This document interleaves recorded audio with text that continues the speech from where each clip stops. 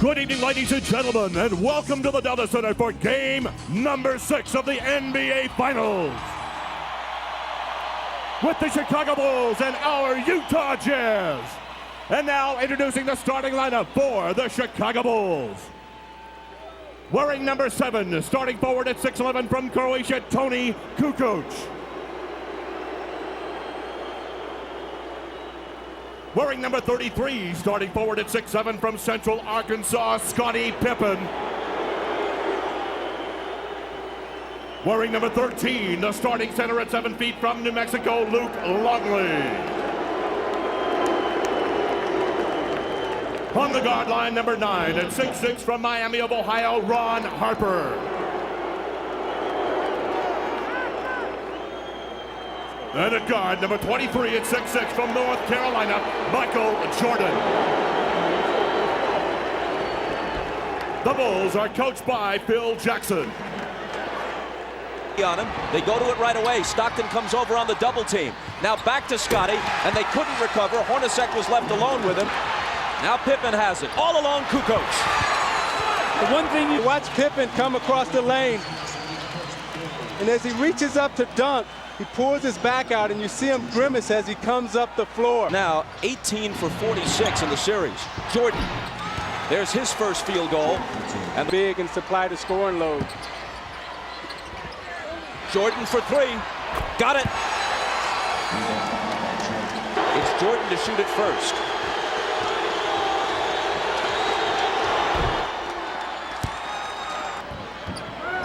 Carr against Kukoc. Jumper over him is good. So they've got to go to that matchup. There's no way force here. They've got to have 5 guys on the floor that can shoot the basketball to keep Chicago honest on defense. Antoine Carr with the little bang. He gets the space. The rebound, loose to the side, and eventually it's Utah who has it. Here's Hornacek. A pull-up 3.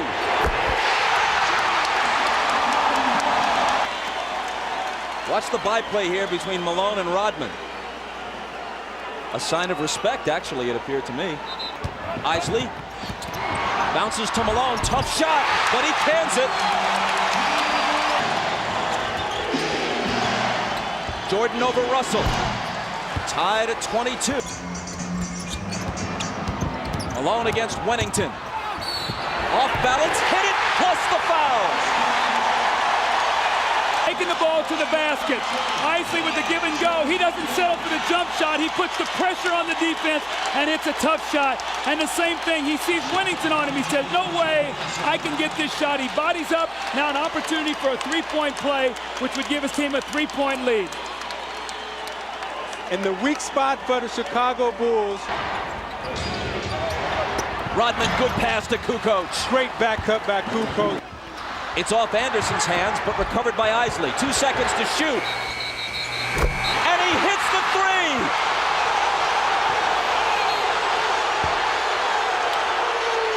Are they calling the shot clock violation? Let's see. Dick Pavetta says yes. And they wave it off, though it appeared to me as if he had beaten it. See if the ball isn't out of his hand. 1 second. It's on the way, and they missed the call.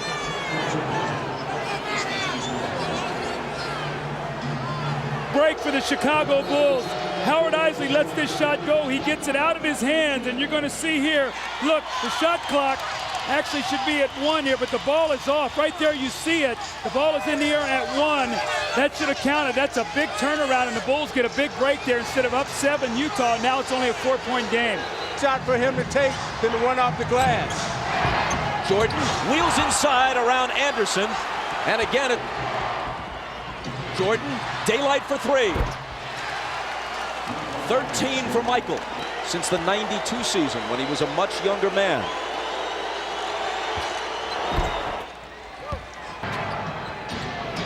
Michael springs free and takes the lob from Kukoc. Great.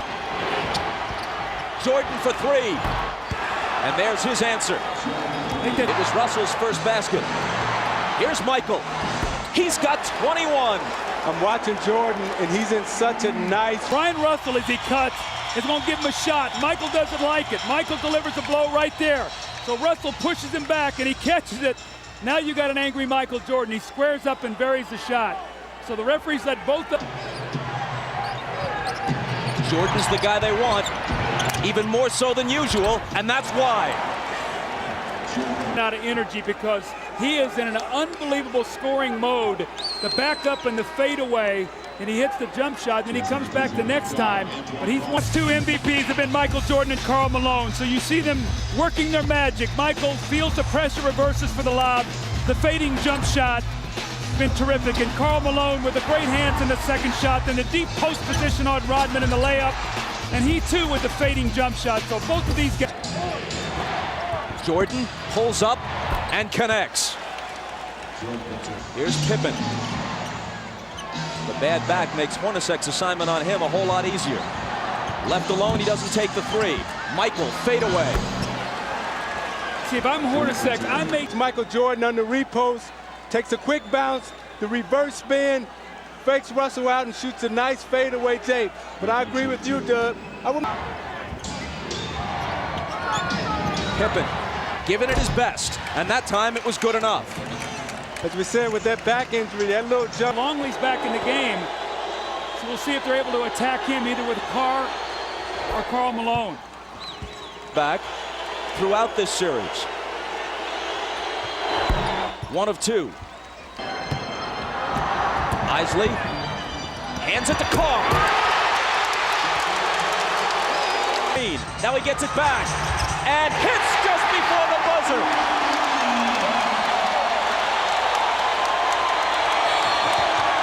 Howard Isley, after a miserable Game 5 with no points and 5 turnovers, today has been big. He's helped rest Stockton.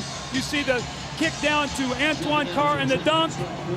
And in the last possession of the quarter, makes a pass that Adam Keefe makes a terrific catch on behind him and finishes. Today, Isley has 1 point and 3 assists, no turnover. Tiresome. However, when you're running up and down the court, that's an aerobic exercise. That doesn't take a lot out of it. Time that Michael Jordan rests. He tries to rest the first couple minutes of the fourth quarter without Pippen. He's not going to get that rest, so we'll see what that does. Jordan against Anderson. He's still Michael Jordan. Rodman drills a 20-footer and gives it that go-figure gesture.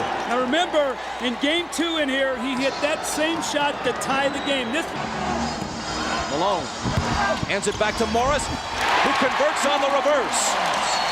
On offense, the go drive hard to the left and shoots a fadeaway J. And then Rodman, go figure, right? Lined up straight in, shoots it right in, and even he's surprised. And you watch Chris Morris moving without the basketball. Malone with the beautiful feed. Morris with the reverse layup off the glass. Beautiful basketball by Utah. Kukoc to tie it. Morris to a cutting Anderson, who was bumped. The basket may count. It does. And in the good movement here, you got to get a slash and a cut to get to the basket. Too much standing around for Utah. Now back to the middle where you can help. Jordan is now 7 of 10. We're told that the brief stoppage was because of a sign one of the fans was holding, and it had some offensive language on it. So they had it removed. Jordan with the jumper. Him to the middle. He's able to come right to that right hand, square up, and shoot it right from the free throw line. 3 seconds to shoot. Harper's not the guy they want to have do it, but he has to. And he beats the shot clock and cans a huge shot. A chance to go up 4. Hornacek throws the pass, and Michael Jordan, with every ounce of energy that he has, goes up and gets the skill. He misses the shot, the 3 that would have put him up 1. Had this gone through, it would have been a 4-point lead for the Jazz. Michael gets back and makes the great steal. Superman apparently gets tired. Malone, lots of room. Got it. That's their pet play. post. This time he goes and screens so Stockton can get to the middle of the floor. A mix-up, they trap, no one rotates, and Malone buries the shot. You got to take the ball out of Jordan's hands right now and make Harper or Pippen beat you from the perimeter. To the post.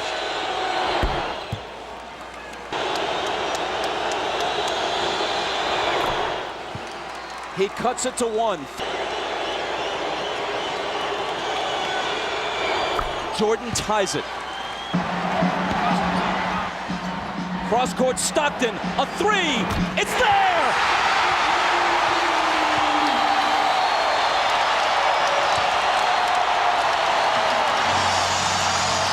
Stockton who cuts through. Pippen is going to double team. So watch what happens now. Stockton's going to circle through, and Antoine Carr dives down, so Harper has to play him. Now on the skip-out pass, Stockton hits the three. What a huge shot to put his team up three. Look how close his foot was to the line here. A three by inches.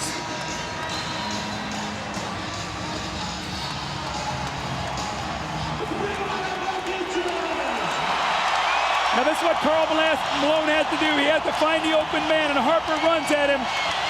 And normally it's Stockton and Malone. This time it was Malone to Stockton. 10 to Jordan. Michael working on Russell. Brings them to within one. Malone is doubled. They swat at it and steal it.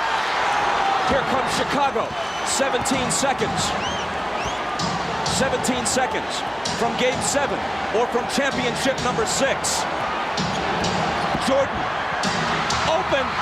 Chicago with the lead. Timeout, Utah. 5.2 seconds left.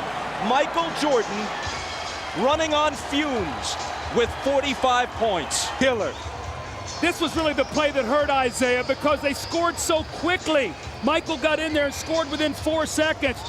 And what happened was Michael doubled back. You're going to see he's in the play. Look where Hornacek is setting the screen. Michael never clears, so Malone doesn't see him. He comes from the blind side and strips him. So 3 crucial plays here by Michael Jordan now as he gets Brian Russell with a quick crossover. Look at Brian Russell slips, and Michael pulls up and buries the shot to give him a 1-point lead. That may have been, who knows what will unfold in the next several months, but that may have been the last shot Michael Jordan will ever take in the NBA. Watch Jordan's left hand here as he gives Russell the push. The referee can't see that. Jordan frees himself up for a clean look. The greatest thing about Jordan is he has all the tricks. That's why it's so difficult to guard him. If that's the last image of Michael Jordan, how magnificent is it? If they score, there's a Game 7. If they don't, for the second straight year, they go out in 6. Stockton, Harper's on him. Behind the screen, Harper got a piece of it. It comes off. The Chicago Bulls have won their 6th NBA championship, and it's their second three-peat.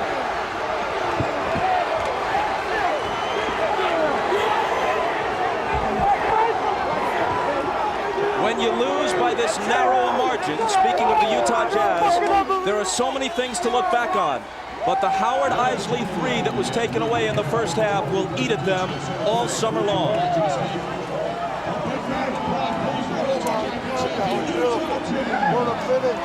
Jackson and Jordan, perhaps for the last time.